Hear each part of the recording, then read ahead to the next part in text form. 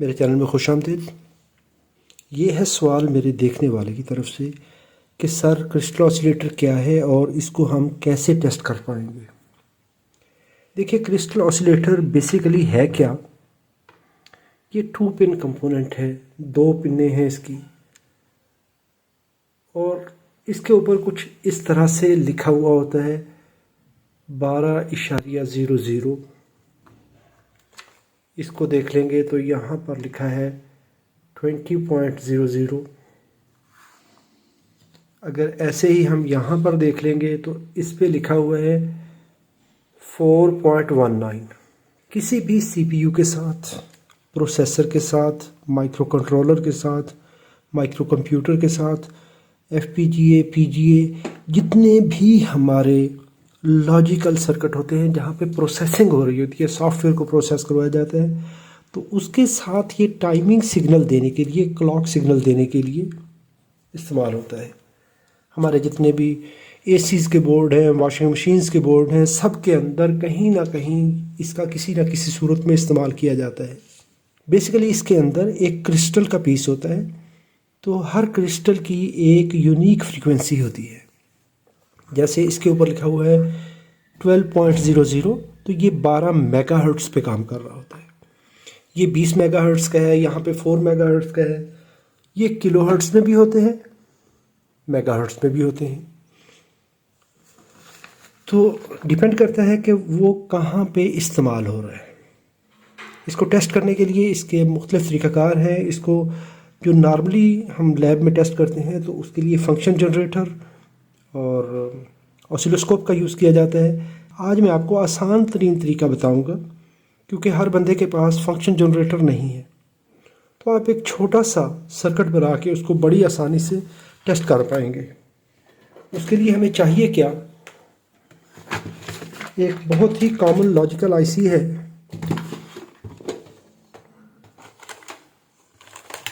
(7404). ये आप एक आईसी ले लेंगे, 7404 हो, 5404 हो, जी 7404 आईसी ले लें। और 2 कंपोनेंट आपको और चाहिए। एक हमें चाहिए 10K का वेरिएबल, और साथ में 22 पिको से लेके 100 नैनो तक आप कैपेसिटर इस्तेमाल कर सकते हैं, कोई भी एक कैपेसिटर। एक प्रोजेक्ट बोर्ड हम लगा लेंगे। ये आईसी 14 पिन आईसी है, TTL 5 वोल्ट ऑपरेटेड है। इसकी पिन नंबर 1, इस तरह से इसके कनेक्शन होंगे। ये है पिन नंबर 1 और ये है 2। इसके दरमियान में हम यहाँ पर कैपेसिटर लगाएंगे। ये बेसिकली हम एक ऑसिलेटर सर्किट बनाते हैं जो कि इसको ट्रिगर करवाएगा। ये 3 नंबर पिन, ये 4 नंबर, 4 को डायरेक्टली कपल कर देंगे हम बफर बनाने के लिए 5 के साथ। 6 से आउटपुट ले लेंगे। ये इतना सा सर्किट है। ये कैपेसिटर होगा 22 पिको से लेके आप 100 नैनो तक लगा सकते हैं। पिन नंबर 1 और 4 के दरमियान हमने जो क्रिस्टल लगाना होगा, टेस्ट करना होगा, वो यहाँ पर कनेक्ट करेंगे। इसको पिन 4 के साथ लगा देंगे। नॉर्मली अगर तो आपने एक ही तरह का क्रिस्टल चेक करना है तो उसके लिए तो एक रजिस्टर कैलकुलेट करके लगा ली जाती है, लेकिन जब आपने मुख्तलिफ़ किस्म के क्रिस्टल इस्तेमाल करने हैं तो बेहतर ये है कि हम वहाँ पर रजिस्टर की बजाय ये पोटेंशियोमीटर यूज़ करेंगे। स्टीरियो वॉल्यूम जो होता है 10K का, तो इसको कैसे इस्तेमाल करेंगे, यहाँ पर पिन नंबर 1 और 2 के दरमियान हम ये लगा देंगे। इसकी 3 नंबर पिन एक साइड वाली छोड़ देंगे, सेंटर स्लाइडर यहाँ पर कनेक्ट कर देंगे। ये 10K का एक सेक्शन यहाँ पे आ जाएगा, दूसरा सेक्शन इसका यहाँ पे आ जाएगा। इसको ऐसे अभी बेसिकली हम इससे और इससे इन दो कंपोनेंट को कैपेसिटर के साथ मिलाकर यहाँ पर एक ऑसिलेटर बना रहे हैं। क्योंकि यहाँ पर ये इन्वर्टर इस्तेमाल हो रहा है, तो ये इन्वर्टर मिल के हम इससे ऑसिलेटर बना सकते हैं। इसको जब आप फ्रीक्वेंसी यहाँ से कपल करवाएंगे तो पिन 5 से बफर होकर पिन नंबर 6 पे आ जाएगी। इस पर लोडिंग इफेक्ट नहीं आएगा। इतना सा सर्किट है। पिन नंबर 14 पे हम देंगे 5 वोल्ट और 7 नंबर पिन को हम कर देंगे ग्राउंड। आउटपुट ले लेंगे हम 6 और ग्राउंड के दरमियान। ये हमारी आउटपुट है। ये इतना सा टेस्ट सर्किट है। चलें इसको जोड़ते हैं। अभी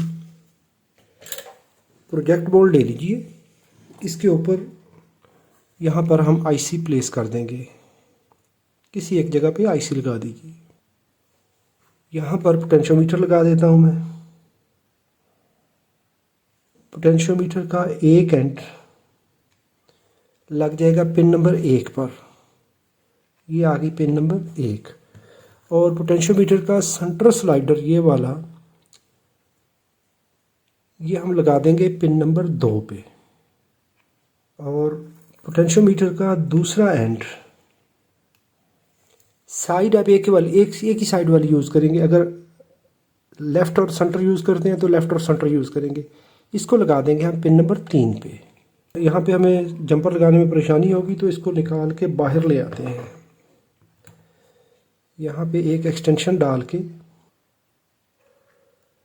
ये हमने किया और इसको मैं लगा देता हूँ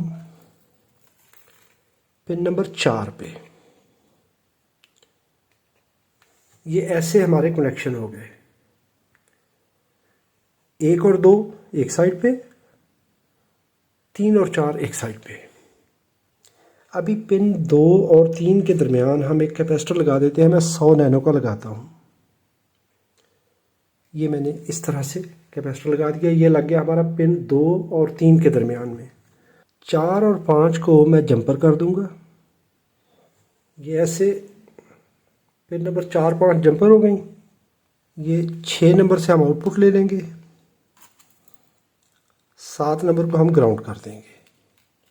ये ग्राउंड है। और 14 नंबर पिन पे हम सप्लाई देंगे। 14 पे पॉजिटिव, 7 को ग्राउंड करेंगे। ग्राउंड और इसके दरमियान हम आउटपुट उठा लेंगे। अभी हम कनेक्ट करते हैं। यहाँ पर कोई एक क्रिस्टल कर देते हैं।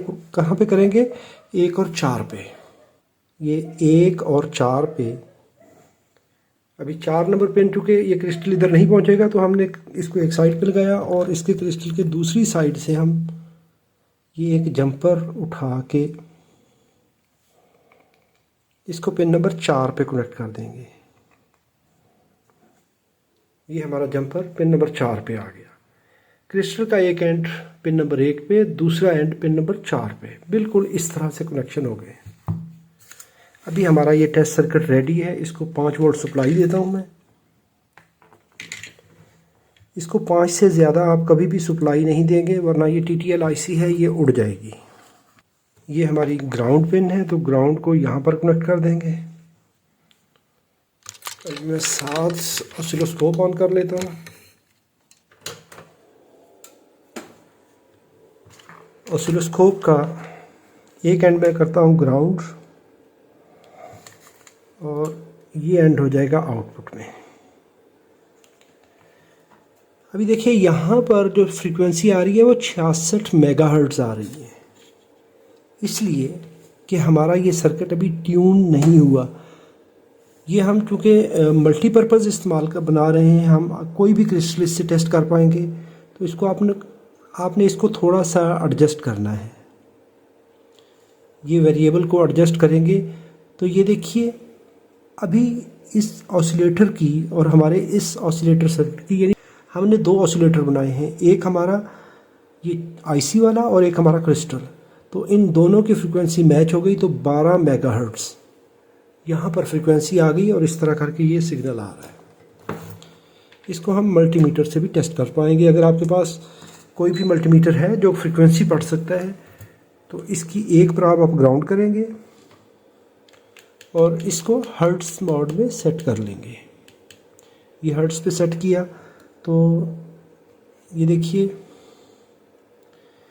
11.99 मेगाहर्ट्ज़ और यहाँ पर भी 11.99 12 मेगाहर्ट्ज़ फ्रीक्वेंसी आ रही है। तो जैसे ही मैं मल्टीमीटर कनेक्ट करता हूँ तो इसका चूँकि कैपेसिटिव रिस्पांस होता है तो इसलिए ये हमारी फ्रीक्वेंसी पे, हाई फ्रीक्वेंसी पे इसको सिग्नल को थोड़ा सा डिस्टर्ब कर रहा है, लेकिन हम इसको मल्टीमीटर से पढ़ सकते हैं। 12 मेगाहर्ट्ज़। अभी देखिए इसी पॉइंट पे मेरे पास ये क्रिस्टल ऑसिलेटर है जिसकी 4.19 मेगाहर्ट्ज़ फ्रीक्वेंसी है। इसको निकाला मैंने और उन्हीं दो पिनों पे किसी डायरेक्शन में भी आप इसको लगा सकते हैं। तो ये देखिए 4.19120 मेगाहर्ट्ज़, तो यहाँ पर 4.19 मेगाहर्ट्ज़, यहाँ पर भी 4.19 और इसकी बॉडी पे भी 4.19। तो हमारा ये क्रिस्टल ठीक है। जैसे ही क्रिस्टल निकालेंगे तो ये देखिए इस तरह करके इसकी हाई फ्रीक्वेंसी तकरीबन 50-60 मेगाहर्ट्ज़ में आ जाएगी। यहाँ पे 81 मेगाहर्ट्ज़ इसकी अपनी फ्रीक्वेंसी आ रही है। तो हमने ट्यून्ड सर्किट बनाना है, तो ट्यून्ड सर्किट बनाने के लिए हमारे पास जो सिग्नल है वो इस तरह से आ रहा है। अभी मैं ये क्रिस्टल लगाता हूँ तो इसकी देखिए एग्जैक्टली 20 मेगाहर्ट्ज़, ये 20 मेगाहर्ट्ज़ फ्रीक्वेंसी हमारे पास ये आ रही है। अभी 20 मेगाहर्ट्ज़ को अगर मैं इस मल्टीमीटर से पढ़ने की कोशिश करूँगा तो ये 20 मेगाहर्ट्ज़ नहीं पड़ेगा, क्योंकि ये इसकी रेंज से बाहर है। इसको ये 0 शो करेगा, क्योंकि इसके अंदर जो इसका कैपेसिटर सर्किट होता है वो बिल्कुल शॉर्ट सर्किट बिहेव करता है। देखिए सिग्नल भी डिस्टॉर्टेड हो गया है। तो ऐसा करते हुए इस सर्किट को हम यूज़ करते हुए हम क्रिस्टल ऑसिलेटर को टेस्ट कर सकते हैं। देखिए इसको ट्यून करना है जहाँ पे इसका सिग्नल हमें मिल जाए और फ्रीक्वेंसी एग्जैक्टली वो आएगी जो इसके ऊपर लिखी हुई है। अगर ये नहीं लगा हुआ तो हमारा ये सर्किट जो है ये बता रहा है 83 मेगाहर्ट्ज़। अभी जब इसको हमने सेट किया है तो दोनों की फ्रीक्वेंसी आपस में मैच हो गई, तो ये 20 मेगाहर्ट्ज़ यहाँ पर बताएगा। बाज़ औक़ात ये होता है कि क्रिस्टल बिल्कुल फ्रीक्वेंसी नहीं देता।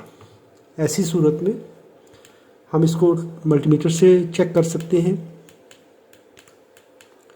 क्या होता है कि कंटिन्यूटी पे मल्टीमीटर रखिए, इसकी दोनों पिनों के दरमियान कंटिन्यूटी चेक कर लें, तो ये शॉर्ट सर्किट नहीं होना चाहिए। एक पिन पे रखिए, बॉडी के साथ लगाइए, शॉर्ट सर्किट नहीं होना चाहिए।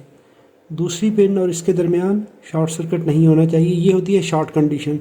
और एक होता है कि इसका ऑसिलेटर जो है वो इंटरनली डैमेज हो चुका होता है, तो उस सूरत में भी अगर ये ओपन भी दे रहा है फिर भी काम नहीं करता, तो फिर भी ये क्रिस्टल डैमेज होता है। इसको फ्रीक्वेंसी यहाँ पर देनी चाहिए। इस तरीके से हम कोई भी क्रिस्टल इसमें इंजेक्ट करके टेस्ट कर सकते हैं। वीडियो अच्छी लगी है तो लाइक कीजिएगा। कोई सवाल हो तो कमेंट में लिखिए। अपने प्यारों का बहुत सारा ख्याल रखिए। अल्लाह रब्बुल इज़्ज़त आप सबको सलामत रखे, अपनी हिफाजत में रखे। अस्सलामु अलैकुम वरहमतुल्लाहि वबरकातुहू।